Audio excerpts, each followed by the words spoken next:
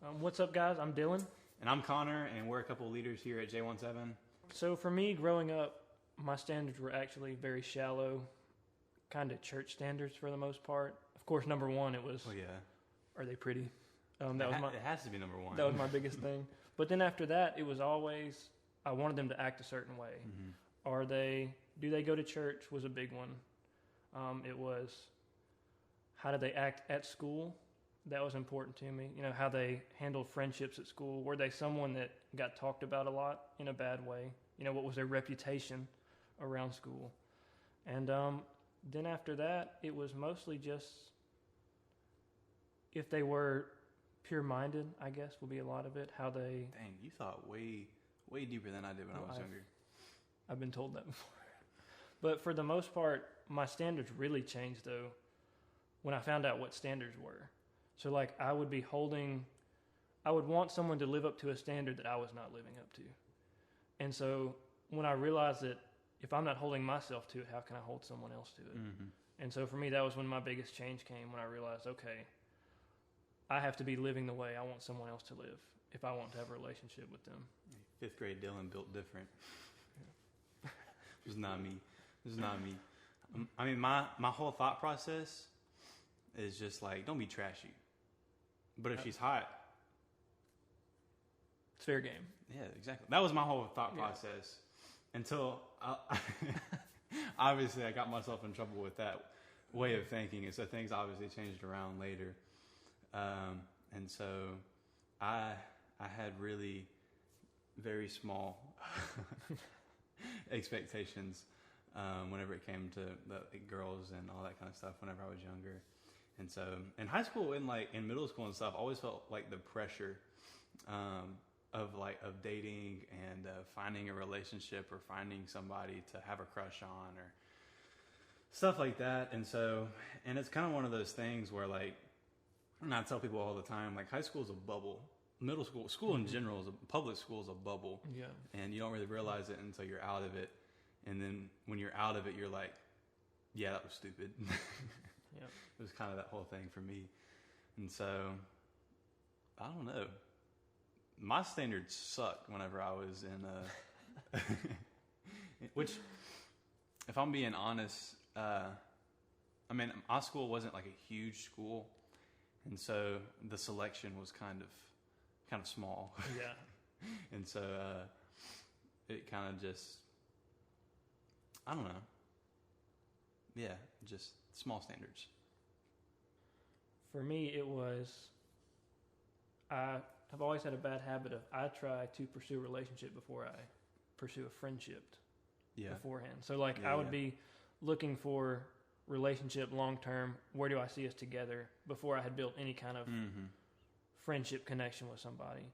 And very quickly I would find myself with romantic interest in them and then realize I didn't actually know anything about them. Yeah. And then I always find myself in a bad place when that happens. For sure. And it just puts me in a spot sure. Well, now I really have feelings for this person, but they aren't who I thought they were on the front end. Yeah. And that's hard to navigate though too. Because if you find somebody and that thought even crosses your mind of like, I want to pursue a relationship with them eventually, it's hard to hold yourself back and really examine them for who they are and examine them against your standards and be like, is this even worth pursuing right now? And so I've done that a few times and it's always come back to hurt me. And so I think, like I was saying, even whenever I got older, like the last couple years of high school and maybe first year of college, my standards were higher than they originally were because I had learned a little bit, and I think some of this does require some learning. But Definitely. For me, it was like whenever I met somebody, like I was just saying, my mind automatically was like past the friendship zone. Like I understood where we stood as friends at the moment, but like where I wanted to be, like I envisioned myself there. And because I envisioned myself there, I was dead set on this working out and I didn't see any other way. And once I got myself mentally into that position, it's a dangerous spot to be like super dangerous spot to be, because something happens that you didn't plan on happening, and then you're trying to fit your standards into that situation. And so it's like originally everything's going good, it's great, and my mind is already 3 steps ahead of where we're already at, and then something happens with her, and it doesn't match my expectations, and it should definitely be a deal breaker. But because my mind's already 3 steps ahead, I'm like, I can work with this. Like I can fix this, or I can, do something with it to make it work out. And then you find yourself adjusting the standards when you're in the relationship, and you say, okay, well, this is what the standard was before I met this person, but well, this is what I really meant. Yeah. And then you can find yourself changing your standards and maneuvering them around to fit around a person that you want it to really work out with, which is a very dangerous place to get to. For sure. There's a lot of reasons. I don't even think standards, because a lot of times we associate standards with church and with Christianity and with like all this other stuff. But in reality, even if you weren't a Christian, I would still recommend standards in your life. Yeah. Like this is more than just, because Jesus told us to in the Bible. Like that's a huge part of it, and I think it keeps us safe with our spirituality and with all that kind of stuff. And I think it helps us guard our heart, number one, but also you cannot have a successful relationship if you keep compromising standards. If you keep compromising what you believe to be true just because you have interest in somebody, like you're not standing up for yourself. Number one, I feel like it's a lack of respect for yourself, and you're not really setting your right foot forward with any of that. And so it's just setting yourself up for failure in the end if you don't have any standards. Yeah. I definitely feel like they're super important in the way, so I don't ever want to look at things in a super churchy way, I guess would be the way to put it. So like you were saying, that even when you're not in like the church arena of life, they're very important to have just for however someone looks at themselves. So like standards, like you're saying, it's very important having respect for yourself, but it's also important to have standards so you have a place where you can respect someone else.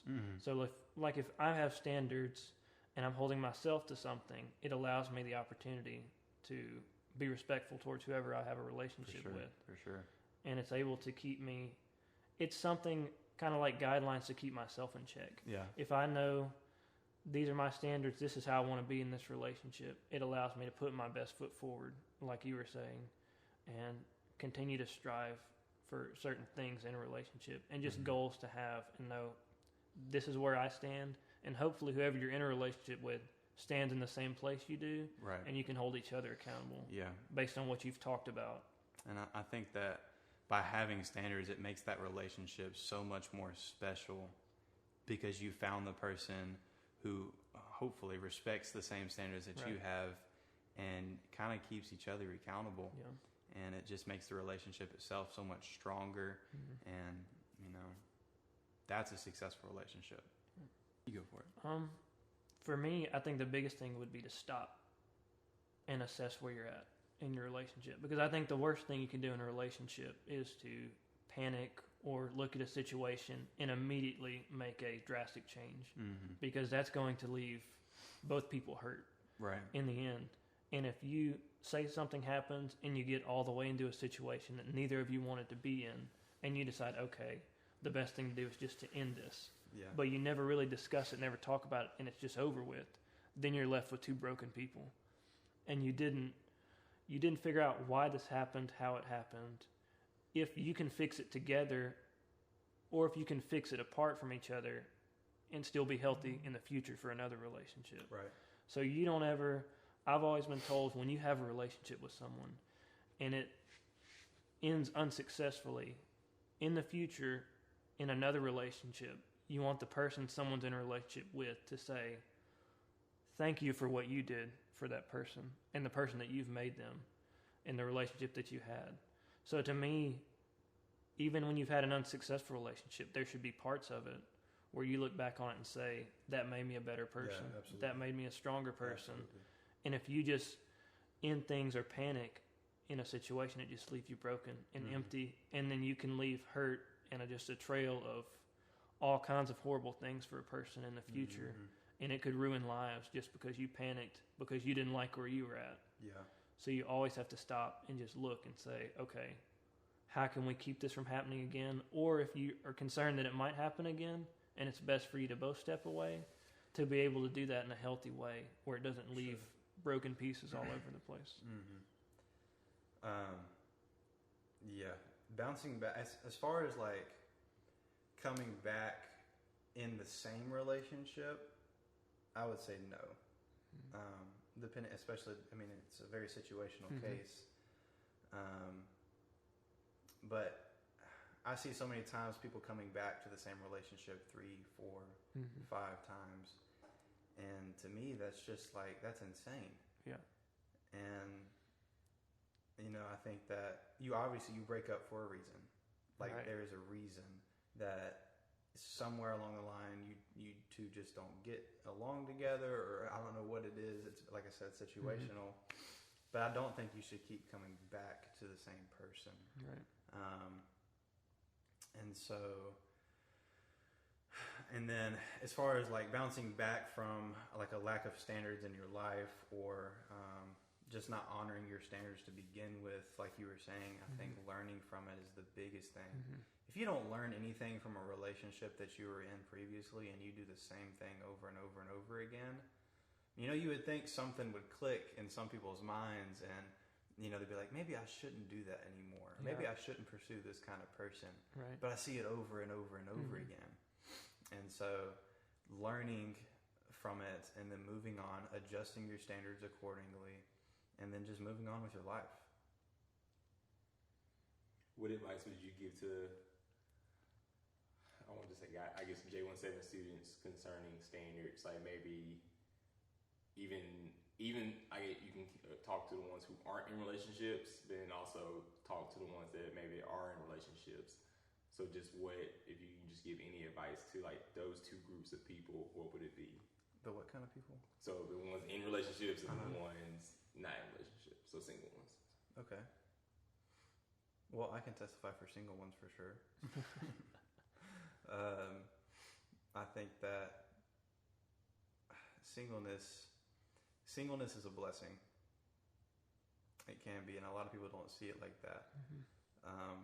Singleness gives you time to work on yourself, gives you time to really just build yourself up and to, you know, take things slow and then to really just analyze your life.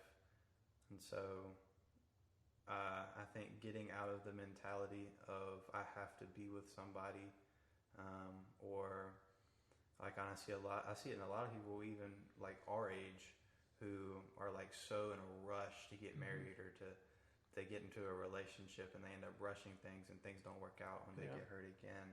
And so just take your time, like rely on God in this season.